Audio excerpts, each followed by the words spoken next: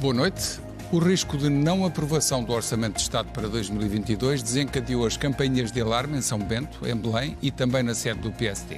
Marcelo Rebelo de Sousa já convocou os partidos para perceber melhor as intenções das lideranças, nomeadamente de Jerónimo de Sousa e Catarina Martins, que têm viabilizado a governação socialista.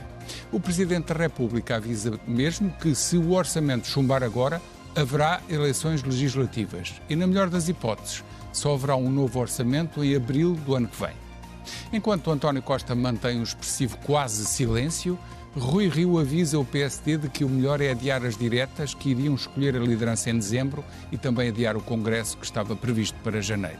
Neste cenário de crescente instabilidade política, exatamente o contrário do que o Presidente da República tem andado a pedir, importa perceber o que será melhor para o país. Se é melhor garantir a aprovação do Orçamento de Estado, que acaba de ser apresentado pelo Ministro das Finanças, com todas as medidas já conhecidas, nomeadamente os aumentos de salários, de pensões 2 vezes, de abono de família, do desagravamento dos escalões de IRS, ou se, pelo contrário, o rumo que o país tem seguido, com as sucessivas aprovações de orçamentos à esquerda, é um rumo errado e é mais importante fazer já uma clarificação através de novas eleições legislativas. E se o orçamento for chumbado e o governo cair? Como vamos viver nos próximos meses? Em regime de duodécimos? E, nesse caso, estarão as verbas do Plano de Recuperação e Resiliência comprometidas? São as perguntas e os temas para a conversa e para o debate. Tiago, clarificação ou instabilidade não e é melhor aguentar e haver entendimento? Eu acho que é melhor aguentar e haver entendimento. Acho que para as empresas e para as pessoas, e em geral acho que os portugueses têm a percepção de que quando elegem alguém querem que essa pessoa vá governar os 4 anos. Normalmente quando o governo é dissolvido ou é tirado abaixo sob alguma forma, as pessoas que participam nesse processo, e aqui essencialmente seria o Bloco de Esquerda e o Partido Comunista, são altamente penalizados. Esses 2 partidos neste momento têm sido, com uma astúcia e uma capacidade de inteligência do Primeiro-Ministro, muitíssimo bem geridos e absorvidos. As intenções de voto nesses 2 partidos têm caído abruptamente. Mas agora estão num dilema, que é, já caíram as intenções de voto, mas se eles aprovarem, ou se algum deles aprovar, ainda cai mais. É a terrível camisa de forças. Eles foram tão bem envolvidos e tão bem estruturados, sem se aperceberem do que é que estavam a fazer, que todas as opções que tiverem ou são más ou são péssimas. E eles não conseguem decidir entre as más e as péssimas. Agora há uma coisa que me parece, é que os portugueses gostam de estabilidade. E, também é verdade, estamos a sair de uma pandemia, é necessário um esforço de recuperação, embora este orçamento seja parecidíssimo com o anterior, e já lá vamos que é igual. Aos aspectos menos bons do orçamento e aos melhores. Exatamente, se for o mas os portugueses em geral querem continuidade. E querem que saímos de uma pandemia. A pandemia foi um período extremamente difícil para as empresas, não só porque perderam receita, as pessoas estão muitíssimo mais difíceis de se gerir, as pessoas elas próprias têm dificuldade em gerir-se porque é uma situação completamente nova, temos choques assimétricos, há coisas na economia que estão a recuperar, há outras que estão péssimas, com empresas em extremas dificuldades.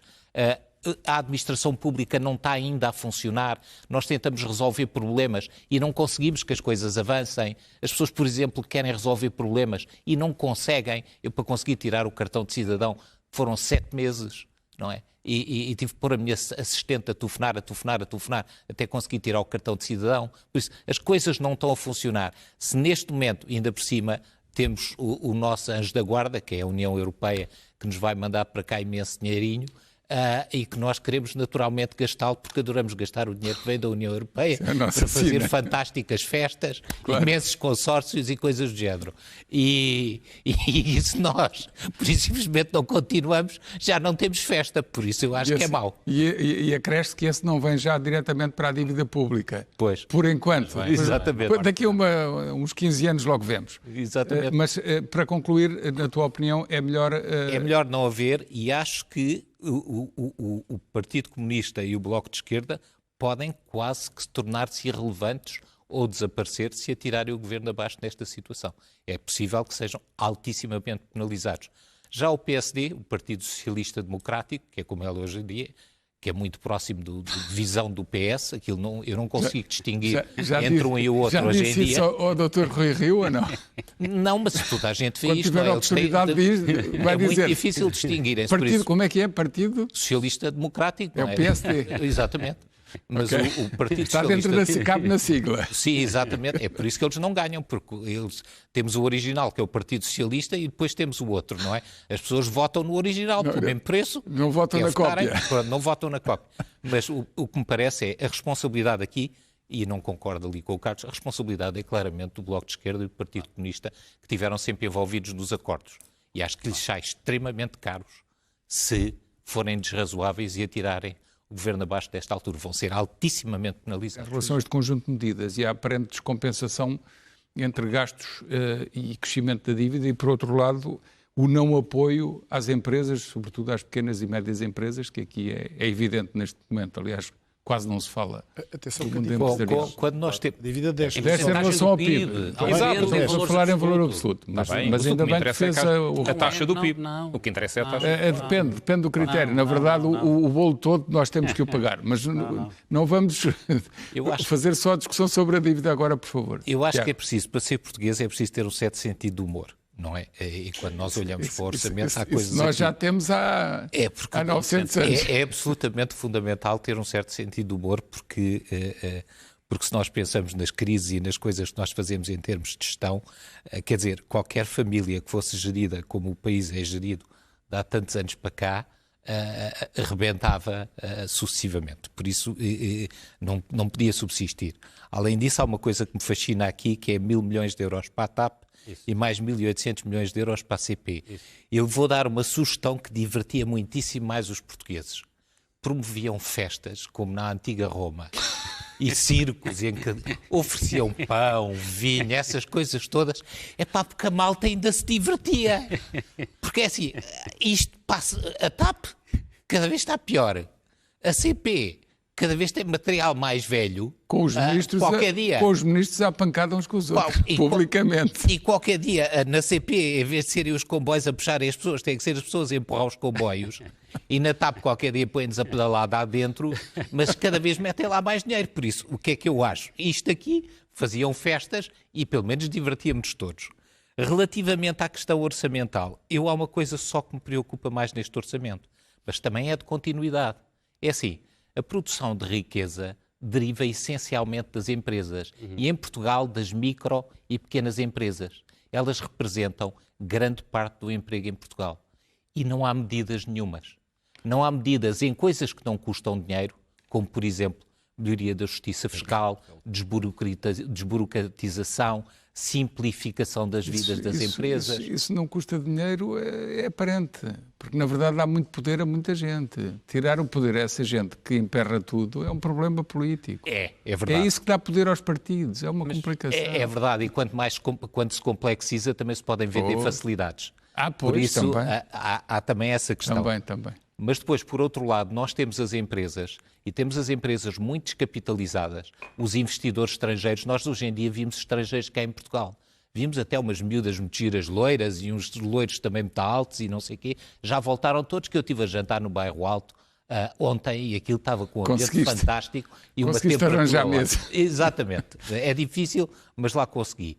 Mas a verdade é que investidores estrangeiros não existem em Portugal. Não entra capital em Portugal. Eu já nem sei o que é uma empresa que venha investir cá em Portugal. Se vier uma, já nem sei como é que é de falar com eles. Vêm algumas grandes, porque têm vias verdes para investir e acordos que são secretos, nunca se conhecem. Sim, mas são extremamente limitados. Nós antes tínhamos uma data de empresas que vinham e que davam trabalho às sociedades todas de advogados que se baseavam essencialmente nisso. Hoje em dia não. O que é que temos? Temos pessoas que vêm viver para cá, que também é bom. O regime de residentes não habituais traz riqueza para aqui, como trouxe para a Flórida e trouxe para outros países, mas nós não temos investimento. E as empresas portuguesas não estão capitalizadas, precisam de capacidade de investir, capacidade de exportar e de se desenvolverem, e não têm uma única medida de apoio. Nem as medidas mais básicas, como, por exemplo, um apoio à capitalização, em que imagina, a empresa tem 1.000 euros de lucro, ou 10 mil, e 5 mil que fosse utilizado para aumentar o capital próprio não era sujeito a imposto. Mas o Banco de Fomento foi referido pelo Governo como tendo essa missão, ou pelo menos tendo dinheiro para emprestar a fundos que têm essa missão. Sim, mas o Banco de Fomento vai emprestar sempre às mesmas pessoas. Atenção que é como os benefícios fiscais. Os benefícios fiscais vão sempre parar aos mesmos, assim como os apoios do Banco de Fomento vão sempre parar aos mesmos.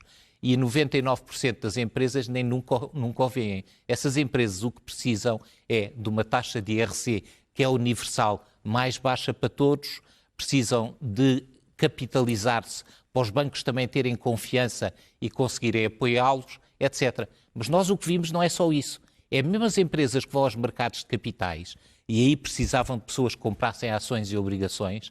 Agora temos um englobamento a partir dos 80 mil euros, em que a taxa... 75, ainda é pior. A taxa é de 50,5% ou 53%. Isto é, eles partem do pressuposto que a única coisa que acontece, e eu cada vez que investo nas ações perco dinheiro, por isso, se alguém quiser ganhar dinheiro, telefona-me, quando eu investir vocês vendem, quando eu vender vocês compram, fazem dinheiro de certeza. Mas partem sempre do pressuposto que as pessoas só ganham dinheiro, as pessoas também perdem dinheiro. Claro. Por isso, isto é absolutamente confiscatório. Vai dar cabo do mercado de capitais e da capacidade das empresas poderem financiar, por exemplo. Sucessivos governos, mas sobretudo este, está a aproveitar esta ideia da transição energética para formas de energia renovável e alternativa, escondendo que querem aplicar cada vez mais taxas para obter cada vez mais receita para ir disfarçando o déficit? Sim, eu aliás acho que esta questão ambiental, como nós só temos um planeta Terra e não há mais nenhum aqui próximo para os quais nós possamos ir, eu acho que a questão ambiental é fundamental. Mas acho que o que se passa, por exemplo, quando estava aqui o Rogério a falar desta questão, destas taxinhas, que eu chamo o mundo imaginário, não é? Onde descobre, por exemplo, agora, este ano, há uma nova taxa para os operadores de televisão por cabo. E essa taxa, que é de 4 euros anuais, qualquer dia está nos 40, mas 4 euros anuais, é porque a externalidade negativa é as pessoas verem televisão por cabo e não irem ao cinema. Não estou no gozo. Sim. E então, eu li que aumenta de 2 para 4 euros. É isso. Portanto, então, é um aumento quer dizer, para o dobro.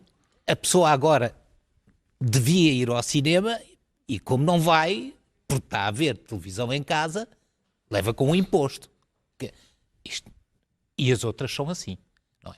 E relativamente ao meio ambiente, o que nós temos não é uma política orientada no sentido de tudo o que seja emissões de CO2, seja poluente, etc., a médio e longo prazo ser progressivamente penalizado e, ao mesmo tempo, a transição para uma economia mais limpa, etc., ser apoiada. O que nós temos é uma exploração de um conjunto de impostos.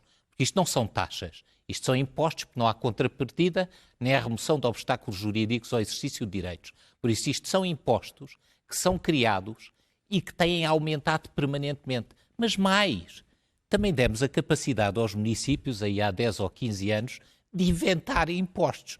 São taxas, chamamos-lhes taxas, não é? Mas eles agora criam taxinhas, permanentemente. Tal como na fatura de eletricidade já aparecem na fatura da água a duplicar o valor ou a passar para lá do dobro do valor do próprio bem ou serviço. Isso é um exemplo. Houve uma análise que eu fiz aqui há uns anos que tinha descoberto que a maior parte dos municípios, aqui há anos, já tinham mais de 1000 taxas, não é? Ora, não são taxas, são impostos que são lançados por estes municípios e que não são verificados. E que, claro, quem aprovou não fez com que fossem harmonizados com o mesmo nome entre os municípios. Por isso, se for ao próprio município, eles nem sabem porque é que o estão a aplicar. Mas dá-lhe jeito que o dinheiro pingue. Exatamente. E o que acontece é que estas contribuições, eu concordo com o Rogério, estão a esmagar as empresas e estão a esmagar as pessoas e crescem tipo 20% ao ano.